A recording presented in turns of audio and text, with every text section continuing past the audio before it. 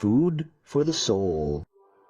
A text in St. Luke chapter 8, verses 26 and 27, and they came to the region of the Gadarenes, which is on the opposite shore of Galilee. And when they came ashore, a man from the city met them who had been possessed with demons for a long time. He wore no clothes and did not live in a house, but in the tombs. So far, the reading of the most beautiful word of the Lord. The topic is true evangelism. Before his encounter with Jesus, the life of the Gadarene was the portrait of absolute human and spiritual degradation. According to the sources, according to the Bible, these were the characteristics that defined him: slavery and spiritual torment. The man was possessed and lived in a constant state of torment. He described himself as someone lost and was essentially a slave to his own spiritual condition. Isolation. He lived in extreme social isolation. He was completely isolated, far from his home and family.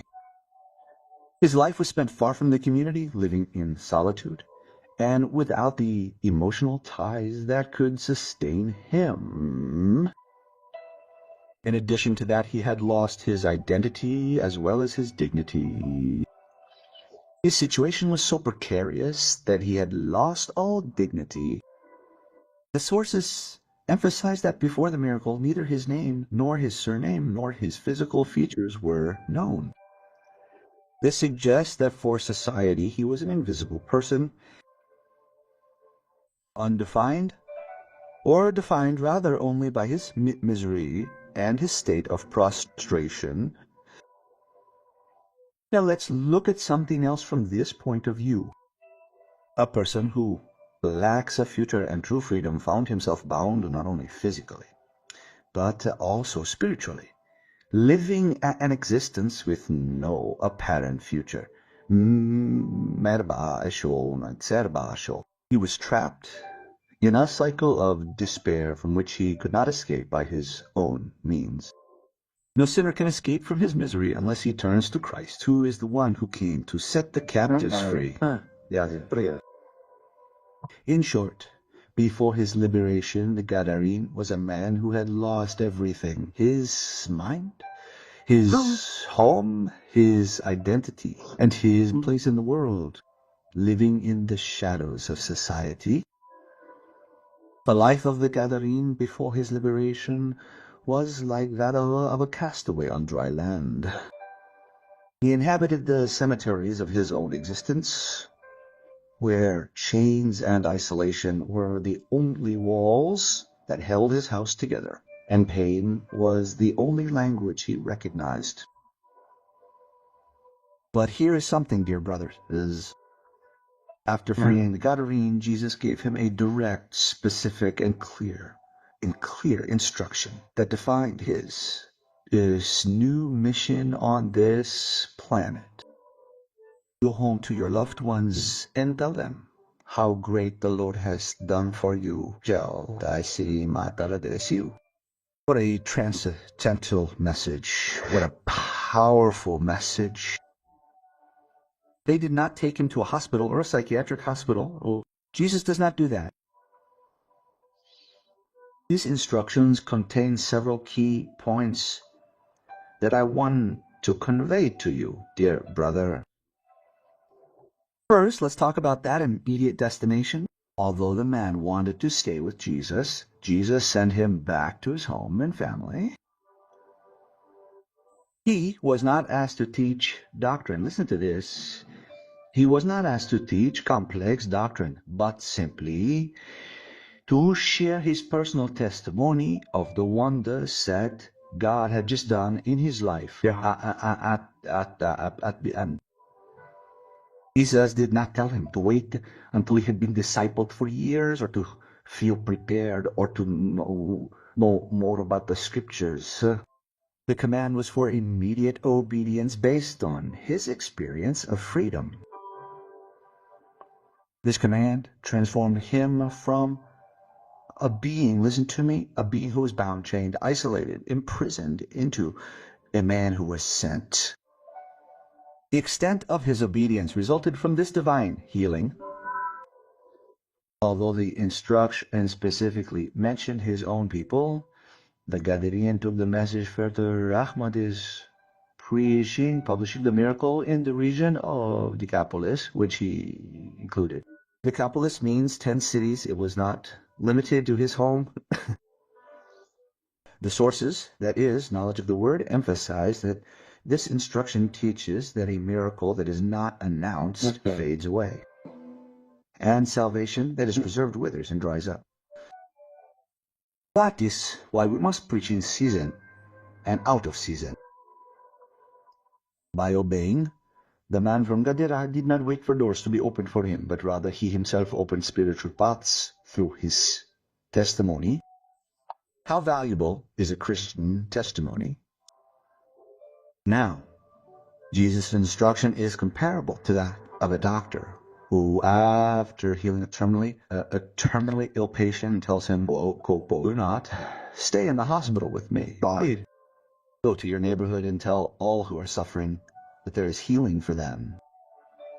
The man from Gadara gathered and traveled through the regions known as the Decapolis to publish his testimony about the great things that the Lord Jesus had done for him. The term Decapolis did not refer to a small village, but to a group of 10 cities. This implied that this man took his message to 10 environments, to 10 different territories, precious ones. Although the instruction was specific that Jesus should return to his home and his people, the man from Gadara went much further. How beautiful all this is. So, how does the author define the concept of forcing someone to enter? Here we find a transcendental, powerful reason. Evangelism is not just about learning to read the Bible. It is our responsibility to speak to our neighbors, to those at home, to those at the company where we work. In the neighborhood where you live, at school, at university, there at the company, where you work, there you have to bear witness to the truth. How many are ashamed of being Christians? I knew a young woman from our church who worked in an institution for 5 years, and no one knew that she was a Christian. She was ashamed of the gospel. When she arrived at the company, she would change and put on her clothes, like any woman who does not know God. Her countenance changed, her manner changed. She was ashamed of the gospel. I have just explained that the man from Gadara did not need to go and teach fundamental doctrines of the Bible. No. His testimony was sufficient, valid for the conversion and salvation of souls. Dear brother, sometimes we have been mistaken, or many times we have been mistaken, thinking that only the evangelism committee is the only one with the authority to evangelize. God called you. You, dear young woman, you, dear young man, your testimony is vital in the midst of the society in which you move, in the company, at work, at school, at church, in the neighborhood. There in the family, at work, at school, in high school. You have the obligation to give testimony of that transformation. We were not in the same conditions as the possessed man, but many of the things he experienced, we experienced ourselves.